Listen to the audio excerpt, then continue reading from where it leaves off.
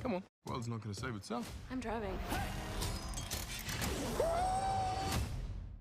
Men in Black International came out this weekend, and your boy the Noob went out and saw it. Now, I'm going to tell you my thoughts that I had on this movie. I'm going to tell you the stuff I enjoyed, I'm going to tell you the stuff that I did enjoy, and I'm going to tell you some of the little Easter eggs that I noticed in this. So come along with me as we talk about it. So Men in Black International is not a reboot. Some people were worried that it was going to be a hard reboot, but it's more of a continuation. It is still in the same universe, it's just further down the line. Now, if you've watched the original Men in Black, you know it involves Agent J and Agent K, which was played by Will Smith and Tommy Lee Jones. This time around, they are not in it. This time, we've got characters like the returning O, played by Emma Thompson. We've also got new cast characters, such as Chris Hemsworth as Agent H, Tessa Thompson playing Agent M, or Molly as she's first known as in the beginning, and Liam Neeson as Agent High T. Now, as I said, this was a continuation. It is basically keeping up with time frame. They only give subtle hints to the original MIB, especially with Agent O now running the American branch. And your main character is Molly, played by Tessa Thompson. She is apparently a person who knows about the Men in Black. When she was a kid, her parents got neuralized, but no one went to neuralize her. And she's apparently very smart. She has the ability to hack in NASA. She's applied for a lot of government jobs, but mainly it's because she's in search of the secret black-wearing suit people who are not on the books. As you can imagine, a lot of things happen in this. They do it real quick, though, where she finds out where the Men in Black are located and basically trespass and gets recruited. It is actually a very good film. Now, I'm going to talk about, first up, the good. I like the cast in this. The interaction between Chris Hemsworth and Tessa Thompson was great. You had Chris Hemsworth, who was a seasoned agent. He's been there for a while. Was considered one of the greats.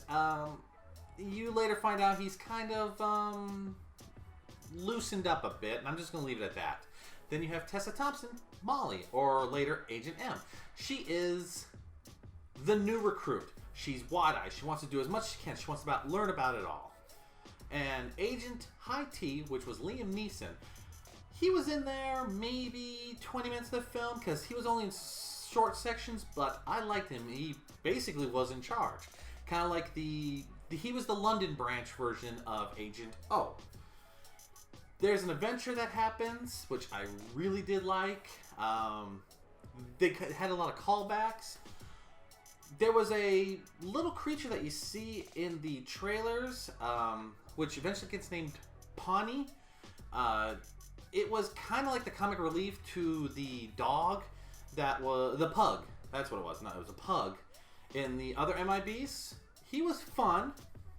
And I liked the interaction. The story was pretty good. It was, as I said, not a reboot, but a continuation.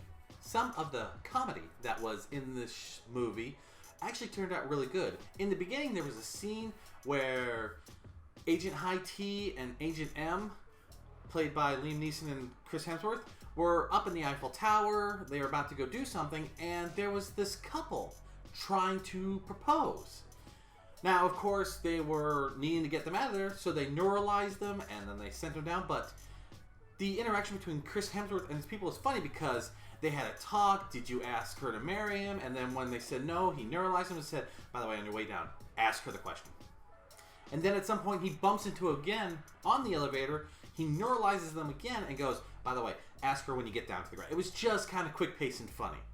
And it only comes out to about being just under 2 hours long, which I think was the perfect amount of length. Because they did a lot of traveling in this, which I liked because it wasn't just one city. They were in London, Morocco, USA, on a Caribbean island of some sort. There was a lot of places they went to. And, of course, it was MIB, so, fighting aliens, stuff like that. And the monster at the end, without giving away too much, kind of reminded me of the Flood from Halo, I think is what they're called. But I'm not going to tell you much on that because I don't want to spoil as much. I did have a few issues with this movie, which really didn't take me out of the movie, but it was something that I noticed. First thing was, the pacing was really quick. In a matter of 20 minutes, I think Tessa Thompson's character went from a civilian looking for MIB to being a recruit at MIB to being sent out to London. There was just a lot of movement. Unlike the first movie where it took a while for Will Smith's character to get in the MIB, kind of go on adventure. There was more of a build-up. This one, it was a little fast-paced. Like I said, the interaction between Chris Hemsworth and Tessa Thompson was great, but I also felt like they made this movie a little more action-y, adventure-y. The first MIB movies were more comedic than anything. A lot of jokes, a lot of talking. Yes, there was adventure, but it did not take the central point. This movie kind of felt like they were trying to appeal to those who enjoy an adventure. Take Mission Impossible with a little bit of humor and some aliens. That's what kind of felt like. It wasn't bad, especially if you were new to this series, but it was, like I said, not quite like the originals. And when it came to the bad guy, there is a situation that happens that was in the trailer about MIB maybe being compromised. When that came up, they had only shown maybe a handful of characters. So if you had enough thinking ability, you were able to figure out who was going to be the mole kind of early on. So when it came to the end and it was shown who it wasn't really that much a surprise. Another thing that I noticed, which a lot of people may have not, was the CG backgrounds. Like when they were in the desert, I could tell what part of the background was CG. I don't know if they ran out of time or I've just become very good at noticing CG backgrounds, but I could tell they weren't in a desert for certain scenes. So I don't know if that's just me or if maybe they should have polished it more, but that was something they could have worked on. Now for the kind of geeky stuff, the Easter eggs that I noticed. They make a lot of references. Tommy Lee Jones and Will Smith did not show up in this film, unfortunately, but they did have a slight little homage to them. There was a picture in High T's office, one where him and Chris Hemsworth were depicted doing the thing in the beginning of the film, but then there was a second one, which actually shows Agent J and Agent K fighting off the big cockroach from the first movie. And they also brought back a lot of things. If you were a fan of the worms, you got to see them for a brief second in a subway area. You saw it in the trailers, unfortunately, but that's pretty much all you saw of them. The pug was actually in there. You see it for a brief moment, right when Tessa Thompson's character is sneaking into the MIB. They also do a few shout outs to Will Smith, like when she's getting dressed in her new MIB outfit. They actually give her the noisy cricket, which she does not accept. She actually looks at it, kind of holds it up like, what the heck? And then says no. She eventually gets a bigger gun. But it was a nice little homage. Plus, like the original MIB, every weapon is chrome for some reason. We don't know why. Maybe it's space age metal, but everything was shiny chrome. And as I said, Agent O was there, who took over the MIB headquarters in New York.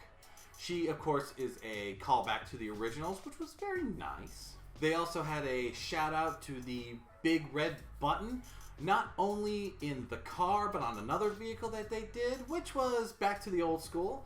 And they had just a lot of, here's this happened before. One example that a lot of people may have not noticed was Tessa Thompson character had a bunch of those tabloid magazines that the MIB would read in her home. It was just a lot of this and a lot of that, little things that most people may have not noticed unless you had seen the original 3 films. Would I recommend Men in Black to be seen in theaters? Both yes and no. Because, like I said, it was a good movie. It wasn't a hard reboot, but it was also done in a way to where if you had not seen the original 3, you wouldn't have missed anything. So, if you want to take your kids to go see this, or if you are an avid fan of Men in Black, go ahead, go see it in theaters. It's actually quite good. Would I go see it a second time? Probably not. I'd probably wait till it got on Netflix or on DVD or something. Overall, it was a fun film. Not the greatest, but not the worst. I've seen worse. It was a good, fun 2-hour film.